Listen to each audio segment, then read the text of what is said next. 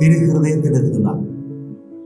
മനുഷ്യ ശരീരത്തിൽ ഹൃദയം വളരെ പ്രധാനപ്പെട്ട ഒരു അവയവമായിട്ടാണ് പ്രവർത്തിച്ചു വരുന്നത്. ബൈബിളിലും ഹൃദയത്തെ ഒരു പ്രധാനപ്പെട്ട അവയവമായി ചിത്രീകരിച്ചിരിക്കുന്നു. സുഭാഷിതങ്ങളിൽ ഹൃദയത്തെ ജാഗരൂകതയോടുകൂടി കാത്തു സൂക്ഷിക്കുവാൻ ആവശ്യപ്പെടുന്നു. കാരണം ജീവന്റെ ഉറവുകളൊക്കെ പുറപ്പെടുന്നത് ഹൃദയത്തിൽ നിന്നാണ് എന്ന് ബൈബിൾ സാക്ഷ്യപ്പെടുന്നു. ബൈബിളിനെ സംബന്ധിച്ചിടത്തോളം ഹൃദയം ശരീരത്തിന്റെ എല്ലാ പ്രവർത്തനങ്ങളുടെയും കേന്ദ്രമായിട്ടാണ് ചിത്രീകരിച്ചിരിക്കുന്നത്. അതുകൊണ്ട് തന്നെ ശരീരത്തിന്റെ എല്ലാ വ്യാപാരങ്ങളും അടിസ്ഥാനപരമായി ഹൃദയത്തിൽ നിന്നാണ് ഉത്ഭവിക്കുന്നതും പുറപ്പെടുന്നതും. അതുകൊണ്ട് തന്നെ ഹൃദയത്തിന്റെ പ്രവർത്തനങ്ങൾ വളരെ പ്രധാനപ്പെട്ടതായി കരുതിപ്പോയിരുന്നു. രണ്ടാമത്, ബൈബിളിൽ ഹൃദയത്തെ ബുദ്ധിയുടെയും വികാരങ്ങളുടെയും ധാർമ്മികതയുടെയും ഒക്കെ കേദാരമായിട്ടാണ് കരുതിപ്പോരുന്നത്. ഹൃദയം ചിന്തിക്കുന്നതായും ഹൃദയം വികാരം കൊള്ളുന്നതായിട്ടും ഹൃദയം വിവേചിച്ചറിയുന്നതായും ഒക്കെ ബൈബിളിൽ വളരെ ഹൃദയപൂർവമായ രീതിയിൽ അവതരിപ്പിച്ചിട്ടുണ്ട്. അതുകൊണ്ട് തന്നെ മനുഷ്യന്റെ ബുദ്ധിപരമായ ആലോചനകളും ഹൃദയപരമായി ഉണ്ടാകുന്ന വൈകാരികമായ ഭാവങ്ങളും ധാർമ്മികമായ തീരുമാനങ്ങളുമെല്ലാം ഹൃദയത്തിന്റെ അടിസ്ഥാനത്തിലാണ് എന്നുള്ള ഒരു ചിന്തയാണ് ബൈബിൾ നമ്മളോട് കൊടുക്കുന്നത്. ഈ ചിന്തയുടെ അടിസ്ഥാനത്തിലായിരിക്കാം പ്രവാചകന്മാരും നമ്മോട് സംസാരിക്കുന്നത്. നമ്മുടെ ഹൃദയത്തെ നോക്കിക്കാണുന്ന ദൈവത്തെക്കുറിച്ച് സാമുവേൽ പ്രവാചകൻ പറയുന്നു. നമ്മുടെ ഹൃദയത്തെ പരിശോധിക്കുന്ന ദൈവത്തെക്കുറിച്ച് ജെറമ്യ പ്രവാചകൻ നമ്മോട് സംസാരിക്കുന്നു. വിശുദ്ധ പൗലോസ്ലീഹ ഹൃദയത്തിൻ്റെ ആലോചനകൾ അവസാന വിധി ദിവസത്തിൽ വെളിവാക്കപ്പെടും എന്ന് നമ്മെ ഓർമ്മപ്പെടുത്തും. ഇങ്ങനെ നമ്മുടെ എല്ലാ ചിന്തകളുടെയും വികാരങ്ങളുടെയും ഒക്കെ കേദാരമായിട്ടാണ് ബൈബിളിൽ ഹൃദയത്തെ കാണുന്നത്. മൂന്നാമതായി, ബൈബിളിൽ മനുഷ്യന് എത്തപ്പെടാൻ കഴിയാത്ത ആത്മീയമായ ഭാവത്തെയും ആഴമാർന്ന ആന്തരികമായ തലങ്ങളെയും ഹൃദയവുമായി ബന്ധപ്പെടുത്തിയാണ് അവതരിപ്പിച്ചിരിക്കുന്നത്. സമുദ്രത്തിലെ ആഴത്തെ സമുദ്രത്തിന്റെ ഹൃദയമായി, ആകാശത്തിന്റെ ആഴത്തെ ആകാശത്തിന്റെ ഹൃദയവുമായിട്ടാണ് ബൈബിൾ അവതരിപ്പിക്കുന്നത്. സൃഷ്ടിയുടെ ഓരോ തലങ്ങളിലും കാണുന്ന ആന്തരികമായ ആഴമായ ഭാവങ്ങളെ ഹൃദയവുമായി ബന്ധപ്പെടുത്തി ബൈബിൾ അവതരിപ്പിക്കുന്നു. അതുകൊണ്ട് തന്നെ ദൈവത്തിന്റെ വചനം ഹൃദയങ്ങളിലാണ് സൂക്ഷിക്കപ്പെടുന്നതെന്ന് ആവർത്തന പുസ്തകത്തിലെ 6-ാം അധ്യായത്തിന്റെ 6-ാം വാക്യത്തിൽ നാം വായിക്കുന്നു. ദൈവികമായ ചൈതന്യം ആ അർത്ഥത്തിൽ കുടികൊള്ളുന്നത് ഹൃദയങ്ങളിലാണ്. ഇന്ന് നാം തിരുഹൃദയത്തിന്റെ തിരുനാൾ ആചരിക്കുമ്പോൾ ഹൃദയത്തിന്റെ ആഴമായ ഭാവങ്ങളെക്കുറിച്ച് ചിന്തിക്കുവാൻ സഭ നമ്മെ ആഹ്വാനം ചെയ്യുന്നു. ഒരു മനുഷ്യന്റെ ഹൃദയത്തിന് 4 അറകളുണ്ടെന്നാണ് കരുതപ്പെടുന്നത്. ഈ 4 അറകളെയും മനഃശാസ്ത്രപരമായി നാം വ്യാഖ്യാനിക്കുമ്പോൾ 4 തരത്തിലുള്ള ബന്ധങ്ങളുമായി ബന്ധപ്പെടുത്തിയാണ് നാം മനസ്സിലാക്കുന്നത്. ഒന്നാമത്തെ ഹൃദയത്തിന്റെ അറയെ മാതാപിതാക്കളുടെ സ്നേഹബന്ധവുമായി ബന്ധപ്പെടുത്തി പറയാം. ഒരു കുട്ടി ജനിച്ചു കഴിയുമ്പോൾ ആ കുട്ടിക്ക് അവൻ്റെ ജീവിതത്തെ സന്തോഷകരമായ ജീവിത സാഹചര്യങ്ങളുമായി ബന്ധപ്പെടുത്തി നിലനിർത്തിപ്പോരുന്നത് മാതാപിതാക്കളാണ്. മാതാപിതാക്കളുടെ സ്നേഹവും വാത്സല്യവും കരുതലും ആ കുട്ടിയുടെ ഹൃദയത്തിൻ്റെ ഒന്നാമത്തെ അറയെ നിറയ്ക്കുകയും അത് ആ വ്യക്തിയെ സ്നേഹത്തിൻ്റെ ആഴങ്ങളിലേക്ക് ആനയിക്കുകയും ചെയ്യുന്നു. മനുഷ്യ ഹൃദയത്തിൻ്റെ രണ്ടാമത്തെ അറയെ ഗുരുക്കന്മാരുമായി ബന്ധപ്പെടുത്തിയാണ് മനഃശാസ്ത്രപരമായി ചിന്തിക്കുന്നത്. ഒരു വ്യക്തിയുടെ ജീവിതത്തിൽ അവൻ രണ്ടാമത് കാലെടുത്ത് വയ്ക്കുന്നത് അവൻ്റെ വിജ്ഞാന സ്രോതസ്സുമായി ബന്ധപ്പെടുത്തിയാണ്. അറിവ് പകരുന്ന അധ്യാപകൻ അവനെ സംബന്ധിച്ചിടത്തോളം ഏറെ പ്രധാനപ്പെട്ടതാണ്. അറിവ് നേടുന്ന വ്യക്തി ഹൃദയത്തിൻ്റെ രണ്ടാമത്തെ അറയെ നിറയ്ക്കുകയാണ്. അധ്യാപകരും വിജ്ഞാന ലോകവുമായി ഒരു വ്യക്തി ആഴപ്പെട്ട അറിവിൻ്റെ തലത്തിലേക്ക് എത്തപ്പെടുമ്പോൾ അവൻ്റെ ഹൃദയത്തിൻ്റെ രണ്ടാമത്തെ അറ നിറഞ്ഞെന്നുള്ളത്. മറ്റൊരു വാക്കിൽ പറഞ്ഞാൽ ഒരു വ്യക്തി അവൻ്റെ അധ്യാപകരുമായും ഗുരുക്കന്മാരുമായും നല്ല സൗഹൃദത്തിലായിരിക്കുമ്പോൾ രണ്ടാമത്തെ ഹൃദയത്തിൻ്റെ അറ നിറഞ്ഞു എന്ന് പറയുകയും. മൂന്നാമതായി ഒരു മനുഷ്യന്റെ ഹൃദയത്തിന്റെ അറയെ നിറയ്ക്കുന്നത് കൂട്ടുകാരുമായിട്ടുള്ള ചങ്ങാത്തമാണ്. ജീവിതത്തിന്റെ വളർച്ചയിലെ പ്രധാനപ്പെട്ട ഘട്ടമാണ് കൂട്ടുകാരുമായിട്ടുള്ള സൗഹൃദവും സ്നേഹബന്ധവും. കൂട്ടുകാരുമായി നല്ല സ്നേഹ സൗഹൃദ ബന്ധത്തിലായിരിക്കുമ്പോൾ ഹൃദയത്തിന്റെ മൂന്നാമത്തെ അറയിൽ നിറഞ്ഞു എന്ന് പറയാം.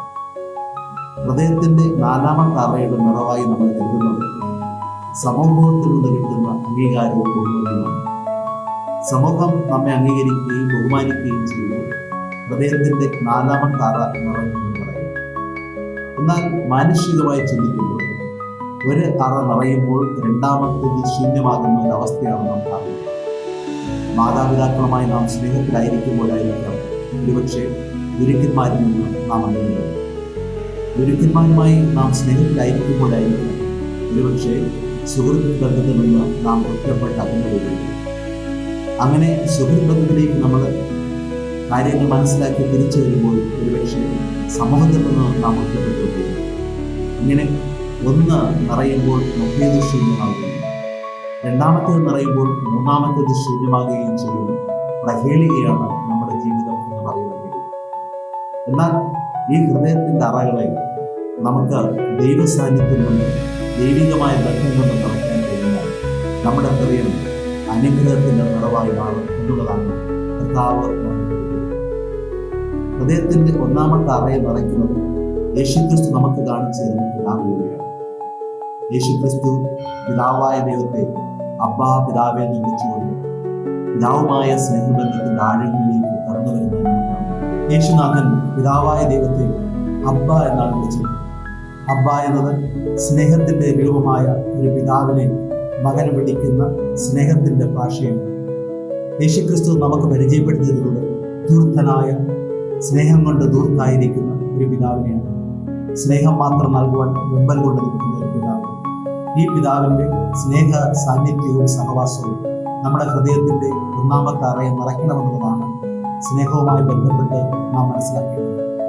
ഈ പിതാവിന്റെ സ്നേഹം നമുക്ക് അനുഭവിക്കുവാൻ കഴിഞ്ഞാൽ ലോകത്തിൽ നമ്മുടെ പിതാവിന്റെ സ്നേഹം നമുക്ക് അനുഭവിക്കുവാൻ കഴിയില്ലെങ്കിൽ ഈ പിതാവിന്റെ സ്നേഹം നമ്മെ കൂടുതൽ കൂടുതൽ ദൈവോന്മുഖരാക്കുന്നതിന് കാരണമായി മാറും. ഇസ്യാസ് പ്രവാചകന്റെ പുസ്തകത്തിൽ ദൈവം പറയുന്നത്, പെറ്റമ്മ മറന്നാലും ഞാൻ നിങ്ങളെ മറക്കുകയില്ല. ദൈവം നമ്മെ സംബന്ധിച്ചിടത്തോളം പിതാവ് മാത്രമല്ല, മാതാവുമാണ്. അമ്മയുടെയും അപ്പൻ്റെയും സ്നേഹത്തിൻ്റെ സമൃദ്ധി പിതാവായ ദൈവത്തിലൂടെ നമുക്ക് പകർന്നു തരപ്പെടുകയാണ്. യേശു നമുക്ക് പകർന്നു തരുന്ന ഈ ദൈവപിതാവിൻ്റെ സ്നേഹം അതിൻ്റെ പരിപൂർണതയിൽ നമ്മുടെ ഹൃദയം ഏറ്റുവാങ്ങുകയാണെങ്കിൽ നാം നിരന്തരം സ്നേഹത്തിൽ വളരുന്നതിന് കാരണമായിട്ട് മാറും. ഈ പിതൃസ്നേഹവും മാതൃസ്നേഹവുമാണ് നമ്മെ പക്വതയാർന്ന യഥാർത്ഥ മനുഷ്യരാക്കി മാറ്റുന്നത്. തിരുഹൃദയം നമ്മെ മാടി വിളിക്കുന്നത് ഈ പിതൃസ്നേഹത്തിന്റെ ഭാവങ്ങൾ നമ്മുടെ ഹൃദയത്തിന്റെ ഭാഷയാക്കി മാറ്റുക എന്നുള്ളതാണ്. നമ്മുടെ രണ്ടാമത്തെ ഹൃദയം നിറയ്ക്കുന്നത് അധ്യാപകരുടെ സ്നേഹവാത്സല്യങ്ങളാണ്. ഒരു കുട്ടിയെ സംബന്ധിച്ചിടത്തോളം വിജ്ഞാനത്തിന്റെ അറിവ് പകർന്നു തരുന്ന അധ്യാപകൻ അവനെ സംബന്ധിച്ചിടത്തോളം യഥാർത്ഥ ഗുരുവാണ്. ഭാരതീയ ചിന്തയനുസരിച്ച് അധ്യാപകൻ ഗുരുവാണ്. ഗുരു എന്നത് അന്ധകാരത്തെ രോദനം ചെയ്യുന്നവനാണ്. നമ്മുടെ ഹൃദയത്തിലെ അന്ധകാരത്തെ രോദനം ചെയ്ത് ഹൃദയത്തെ പ്രകാശവും സ്നേഹ സംരക്ഷണവുമാക്കുവാൻ ഒരു ഗുരുവിന് കഴിയുന്നു എന്നാണ് ഇതിൻ്റെ അർത്ഥം. യേശുവാകുന്ന ഗുരു നമ്മെ സംബന്ധിച്ചിടത്തോളം ഹൃദയത്തിൻ്റെ രണ്ടാമത്തെ അറയെ നിറയ്ക്കുവാൻ കഴിയുന്നതാണ്. ലോകത്തിൻ്റെ ഗുരുക്കന്മാർക്ക് യഥാർത്ഥ ജ്ഞാനം പകർന്നു കൊടുക്കുവാൻ കഴിയാത്ത അവസ്ഥ ഉണ്ടാകും. എന്നാൽ യേശുവാകുന്ന സനാതന ഗുരുവിന് എല്ലാത്തിനും ഉത്തരം നൽകുവാൻ ജീവിതത്തിൻ്റെ നാൽക്കവലകളിൽ അമാന്തിച്ച് നിൽക്കുമ്പോൾ ഉത്തരം കൊണ്ട് നമുക്ക് ആശ്വാസത്തിന്റെ സ്നേഹം പകർന്നു തരുവാൻ വേണ്ടി സുഗതകുമാരി മനോഹരമായ ഒരു കവിതാ ശകലം ഇപ്രകാരം കുറിച്ചിരുന്നു. ഒരു കുട്ടി വന്ന് അമ്മയോട് ചോദിക്കുകയാണ്, എങ്ങു നിന്ന് അമ്മേ, ഞാൻ എവിടെ നിന്നാണ് വരുന്നതെന്ന് കുട്ടി ചോദിക്കുകയാണ്. അമ്മ വല്ലാത്ത വിഷമസന്ധിയിലായി. എവിടെ നിന്നാണ് ഞാൻ വരുന്നതെന്ന് ആ കുട്ടിയോട് എങ്ങനെ പറഞ്ഞു മനസ്സിലാക്കണം?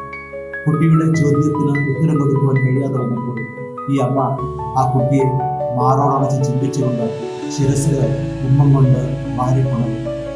ഈ സ്നേഹത്തിന്റെ ചുവരത്തിൽ ഉത്തരവുണ്ടായിരുന്നു. കുട്ടിക്ക് പിന്നെ ചോദ്യമില്ലായിരുന്നു.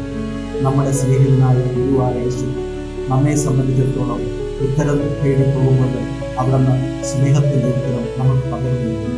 നമ്മെ സ്നേഹത്താൽ വാരിപ്പുണർന്നുകൊണ്ട് നമ്മുടെ നിറകയിൽ ചുംബനം വർഷിക്കുന്നത് ജീവിതത്തിൻ്റെ പ്രശ്നങ്ങൾക്ക് ഉത്തരമായി, ചോദ്യങ്ങൾക്ക് ഉത്തരമായി. കാരണം എല്ലാ ചോദ്യങ്ങൾക്കും ഉത്തരമായി നിൽക്കുന്ന ഏക ഉത്തരമാണ് സ്നേഹരൂപനായ യേശു. ഒരിക്കൽ യേശുവിൻ്റെ വചനം കേട്ടിരുന്ന ആളുകൾ യേശുവിനെ ഉപേക്ഷിച്ചു പോകുവാൻ. എന്നാൽ പത്രോസും അപ്പോസ്തലന്മാരും അവിടെ തന്നെ ഇരുന്നു. യേശു അവരോട് ചോദിച്ചു, നിങ്ങൾക്കും പോകണ്ടേ? യേശുവിൻ്റെ ഈ ചോദ്യം കേട്ട് പത്രോസ് പറഞ്ഞു, ഞങ്ങൾ എവിടെ പോകാൻ? ജീവന്റെ വചനങ്ങൾ അങ്ങയുടെ പക്കലുണ്ട്. ജീവൻ നൽകുന്ന വിജ്ഞാനത്തിൻ്റെ മുത്തുകൾ ദൈവമെന്ന യേശുവിനുണ്ട്. ആ ഗുരുവിനെ സ്നേഹത്തിൻ്റെ പരിപൂർണതയിൽ നമ്മുടെ ഹൃദയത്തിൻ്റെ രണ്ടാമത്തെ തലത്തിൽ നിറയിക്കുമ്പോൾ നമ്മുടെ ജീവിതത്തിൽ സ്നേഹത്തിൻ്റെ പരിപൂർണതയിലേക്ക് നാം വളരുകയാണ്. മൂന്നാമതായി, നമ്മെ സംബന്ധിച്ചിടത്തോളം മൂന്നാമത്തെ ഹൃദയ അറയെ നിറയ്ക്കുന്നത് നമ്മുടെ സ്നേഹിതരാണ്. നമ്മുടെ സ്വാഭാവിക ജീവിതത്തിൽ പലപ്പോഴും സ്നേഹിതരുമായി ഇണങ്ങിയും പിണങ്ങിയും കഴിയുന്നവരാണ്. പലപ്പോഴും യഥാർത്ഥ സ്നേഹിതൻ ചതിച്ചതിൻ്റെയും വഞ്ചനയുടെയും കഥകൾ നമുക്ക് പറയാനുണ്ട്. ചതിക്കപ്പെട്ടതിൻ്റെ, വഞ്ചിക്കപ്പെട്ടതിൻ്റെ ദീനരോധങ്ങൾ നാം കേൾക്കുകയും അതൊരുപക്ഷെ കൊലപാതകത്തിലേക്കൊക്കെ നയിക്കുകയും ചെയ്യുന്ന ദുഃഖകരമായ കാഴ്ചയാണ് നാം കാണുന്നത്. എന്നാൽ യേശുനാഥൻ നമ്മെ സംബന്ധിച്ചിടത്തോളം യഥാർത്ഥ സ്നേഹിതനാണ് എന്ന് നമുക്ക് വെളിവാക്കി തരികയാണ്. അവിടെ നിന്ന് പറഞ്ഞു, സ്നേഹിതന് വേണ്ടി ജീവൻ ബലികഴിക്കുന്നതിനേക്കാൾ വലിയ സ്നേഹമില്ല. തൻ്റെ ഈ വചനങ്ങൾ വെറും വാക്കായിരുന്നു. അത് പൂർത്തീകരിക്കുവാൻ വേണ്ടി അവിടെ നിന്ന് കാൽവരി മലയുടെ നെറുകയിലേക്ക് പോയി കൈരണ്ടം പിരിച്ചുകൊണ്ട് അവസാനത്തൊരു രക്തം വരെ നൽകിക്കൊണ്ട് പറഞ്ഞു, സ്നേഹം പൂർത്തിയായി. സ്നേഹിതന് വേണ്ടി ജീവൻ ബലികഴിച്ചുകൊണ്ട് നമ്മെ ഓരോരുത്തരെയും സ്നേഹിതരാക്കി മാറ്റുന്ന വലിയ സ്നേഹിതന്റെ ഭാവമാണ് യേശുവിൻ്റെ ജീവിതത്തിൽ നാം കാണുന്നത്. അങ്ങനെ യഥാർത്ഥ സ്നേഹിതനിൽ നിന്ന് തെന്നിപ്പിരിയുമ്പോൾ, യഥാർത്ഥ സ്നേഹിതൻ നമ്മെ ഒറ്റിക്കൊടുക്കുമ്പോൾ, യഥാർത്ഥ സ്നേഹിതൻ എന്ന് പറഞ്ഞു വരുന്നവർ നമ്മെ കബളിപ്പിക്കുമ്പോഴൊക്കെ ഇതാ സ്നേഹം മാത്രമായി മാടി വിളിക്കുന്ന ഒരു സനാതനനായ സ്നേഹിതൻ നമുക്കുണ്ട് തിരിച്ചറിയുക. ആ സ്നേഹിതന്റെ സ്നേഹഭാവം, അതിൻ്റെ പരിപൂർണതയിൽ നമ്മുടെ ഹൃദയത്തിൻ്റെ മൂന്നാമത്തെ അറയെ നിറച്ചാൽ നമ്മുടെ ജീവിതത്തിൽ സ്നേഹത്തിൻ്റെ പൂർണ്ണതയിലേക്ക് നമുക്ക് വളരുവാൻ കഴിയും. സ്നേഹിതന്റെ വഞ്ചിക്കലിലും സ്നേഹിതന്റെ പരാജയപ്പെടുത്തലും ഒരു കാരണവശാലും നമ്മെ തളർത്താത്ത യേശുവിൻ്റെ വലിയ സ്നേഹമായി നമ്മുടെ ഹൃദയത്തിൽ ജ്വലിച്ചു നിൽക്കും, വിളങ്ങി നിൽക്കും. നാലാമത്, നമ്മുടെ ഹൃദയത്തെ സ്നേഹപൂർണ്ണമാക്കുന്നത് സമൂഹത്തിൽ നിന്ന് കിട്ടുന്ന അംഗീകാരമാണ്. പലപ്പോഴും നമ്മുടെ ജീവിതത്തിൽ ഏകാന്തത നമുക്ക് അനുഭവിക്കാൻ ഇടയാകാറുണ്ട്. ഭവനത്തിൽ നാം ഒറ്റപ്പെട്ടു പോകാറുണ്ട്. നമ്മുടെ കൂട്ടായ്മകളിൽ നാം ഒറ്റപ്പെട്ടു പോകാറുണ്ട്. നമ്മുടെ ഇടവക സമൂഹങ്ങളിൽ നാം ഒറ്റപ്പെട്ടു പോകാറുണ്ട്. അങ്ങനെയൊക്കെ വരുമ്പോൾ നിരാശയിലകപ്പെട്ട് സാന്ത്വനം തേടി അലയുകയും നാം ചെയ്യാറുണ്ട്. എന്നാൽ നമ്മെ സംബന്ധിച്ചിടത്തോളം യഥാർത്ഥ സമൂഹമെന്നും കൂട്ടായ്മയെന്ന് നാം മനസ്സിലാക്കേണ്ടത് യേശു കാണിച്ചു തരുന്ന പിതാവും പുത്രനും പരിശുദ്ധാത്മാവുമാകുന്ന വലിയൊരു കൂട്ടായ്മയാണ്. ലോകം നമ്മെ മറന്നാലും, സമൂഹം നമ്മെ വെറുത്താലും, ലോകത്തിന് മുന്നിൽ നാം ഒറ്റപ്പെട്ടാലും നമ്മെ സ്നേഹം കൊണ്ട് വാരിപ്പുണർന്ന് പിതാവിൻ്റെയും പുത്രൻ്റെയും പരിശുദ്ധാത്മാവിൻ്റെയും വലിയൊരു സ്നേഹം വലുതാക്കുന്നത്. ഇത് തന്നെയാണ് നമ്മുടെ ശക്തി. ജീവിതത്തിൻ്റെ ഒറ്റപ്പെട്ട നിമിഷങ്ങളിൽ സ്നേഹം ചൊരിഞ്ഞുകൊണ്ട് നമ്മെ വാരിപ്പുണരുന്ന ഈ പ്രിയതയുടെ സാന്നിധ്യമാണ് യേശുവിൻ്റെ സ്നേഹത്തിലൂടെ നാം. അതുകൊണ്ട് തന്നെ ഈ സ്നേഹം നമ്മെ ഓരോ ദിവസവും മാറി പിടിക്കുന്നു. പരിശുദ്ധ കന്യകാമാതാവുമായുള്ള സ്നേഹം, സകല വിശുദ്ധരുമായുള്ള സ്നേഹക്കൂട്ടായ്മയാണ് നമ്മുടെ ഹൃദയത്തിൻ്റെ നാലാമത്തെ അറയിൽ നിറയുന്നത്. യേശു കാണിച്ചു തരുന്ന ഈ ത്രിയേക സ്നേഹത്തിൻ്റെ കൂട്ടായ്മയാണ്. പരിശുദ്ധ കന്യകാമാതാവിൻ്റെയും വിശുദ്ധരുടെയും സ്നേഹക്കൂട്ടായ്മയാണ് ഹൃദയത്തിൻ്റെ നാലാമത്തെ അറ നിറയുന്നത് കാണുന്നത്. ഇങ്ങനെ ഹൃദയത്തിൻ്റെ നാലറകൾ നിറച്ചുകൊണ്ട് സ്നേഹത്തിൻ്റെ പരിപൂർണതയിലേക്ക് വളരുവാൻ വേണ്ടിയാണ് തിരുഹൃദയം നമുക്ക് ആഹ്വാനം ചെയ്യുന്നത്.